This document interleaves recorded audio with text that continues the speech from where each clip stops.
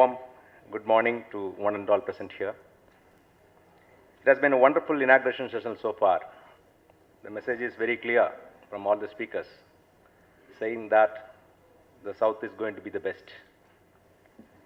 And of course, everyone mentioned very clearly, there is a great potentiality in Andhra Pradesh, a great potential growth in real estate is going to happen in Andhra Pradesh.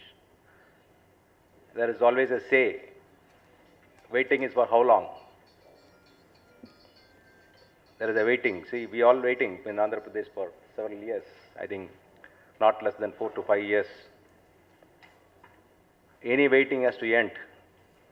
So we are all confident that with the great infrastructure which is available with this state, will boom and grow multifold in coming years. We are all anticipating the elections to favor one another or the one the same. Finally, politicians are politicians. They are going to make the laws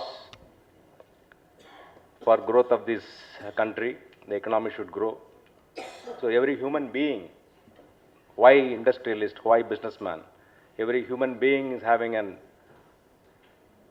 aspirational waiting, saying that, okay, after the elections, we will be better. So if a common man thinks that waiting is worth, why not we? Definitely there is going to be a greater opportunity for real estate industry. As mentioned by other speakers, I would agree the real estate in India continues to be a favored destination globally for investors, developers, NRIs, and driven largely by investor-friendly government policies and increasing globalization.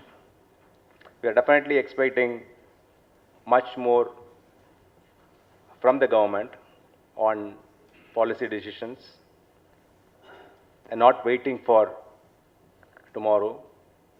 Every time when the budget comes, we run for policies. We run for looking for some better incentives. But actually speaking, real estate industry is not looking for incentives.